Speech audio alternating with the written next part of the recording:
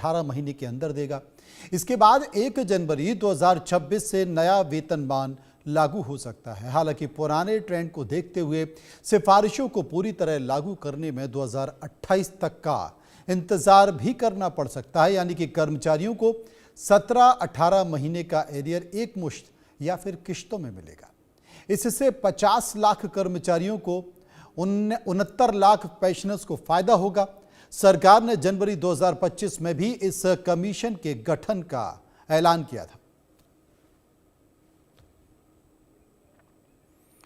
तो आपको बता दें कि आज नरेंद्र मोदी कैबिनेट की बैठक हुई और इस बैठक में 2 बड़े फैसले जिस पर की मुहर लगाई गई, जिसमें सब्सिडी की बात की गई। खाद पर 38,000 करोड़ के सब्सिडी का जिक्र किया गया। इसके साथ साथ एक और महत्वपूर्ण खबर है कि 50 लाख केंद्रीय कर्मचारियों को अब फायदा हो सकता है और उनका वेतनमान जो है वो बढ़ सकता है, क्योंकि लंबे समय से कर्मचारियों की ये मांग की जा रही थी। इसलिए सरकार ने जनवरी 2025 में जो वादा किया था उसे देखते हुए 8वें वेतन आयोग का गठन भी कर दिया गया है। लेकिन ये निर्णायक तौर पर ज़मीन पर कब आएगा, इसके लिए इंतज़ार करना पड़ सकता है। 18 महीने के आसपास का समय रखा गया है।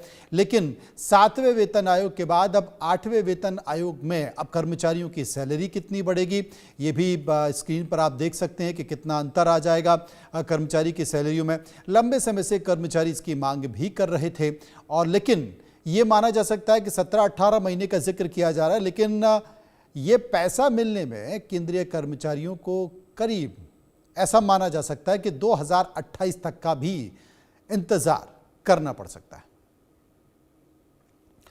ग्राफिक्स के तौर पर आप देखिए कि कर्मचारियों के लिए गुड न्यूज़ क्या है। अगर स्तर देखें कि किस लेवल पर कितना फायदा होने वाला है, तो पहले लेवल पर 18,000 जिनकी तनख्वाह है वो 8वें वेतन आयोग के बाद वो तनख्वाह बढ़ जाएगी, वो 44,280 हो जाएगी।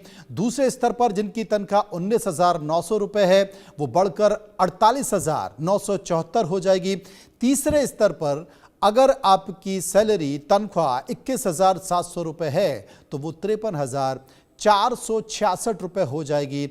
चौथे स्तर पर अगर आपकी तनख्वाह जो 7वें वेतन आयोग की जो सैलरी सिफारिशें हैं 25,500 रुपये है तो वो 8वें वेतन आयोग के तहत 62,850 रुपये हो जाएगी। और 5वें स्तर पर 7वें वेतन आयोग में जो बेसिक सैलरी है वो 29,200 है, तो 8वें वेतन आयोग की जो बेसिक सैलरी है वो 71,923 रुपये हो जाएगी। और इसका इंतज़ार लंबे समय से केंद्रीय कर्मचारियों को था। संभव हमारे साथ मौजूद हैं। संभव अगर देखा जाए तो जो 8वें वेतन आयोग की जो सिफारिशें की गई हैं, गठन के बाद की गई है, उम्मीद ये की जा रही है कि करीब करीब 18 महीने का समय रखा गया है, लेकिन इसमें वक्त भी लग सकता है। ये कहा जा रहा है कि 2028 तक ये ज़मीन पे उतर सकता है और जो तमाम केंद्रीय कर्मचारी हैं उनके अकाउंट में पैसा आ सकता है। जी बिल्कुल, देखिए आपने हमारे दर्शकों को डिटेल से पूरी बात बता दी और ग्राफिक्स के ज़रिए भी समझाया कि सैलरीज का इंक्रीमेंट या जो डिफरेंस होगा, अंतर होगा, वो कितना होगा।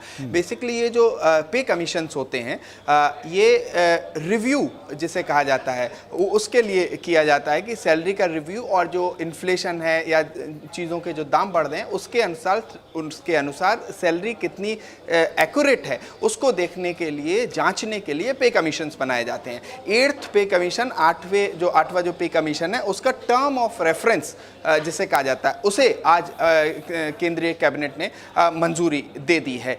3 मेंबर्स की ये बॉडी है पे कमीशन, 8वां पे कमीशन जो है, और ये लगभग 18 महीनों में, जैसा आप हमारे दर्शकों को बता रहे हैं, कि वो अपनी रिपोर्ट देगा। इसमें सुप्रीम कोर्ट की पूर्व जज जस्टिस रंजना देसाई और पुलक घोष जो IIM बेंगलोर के प्रोफेसर हैं वो हैं, और उसके बाद पंकज जैन एक तरह से इंडस्ट्री का एक डिफरेंस देखने के लिए उनको रखा गया है। तो ये 3 मेंबर टेम्परेरी बॉडी है, परमानेंट बॉडी नहीं है, टेम्परेरी बॉडी है। अपने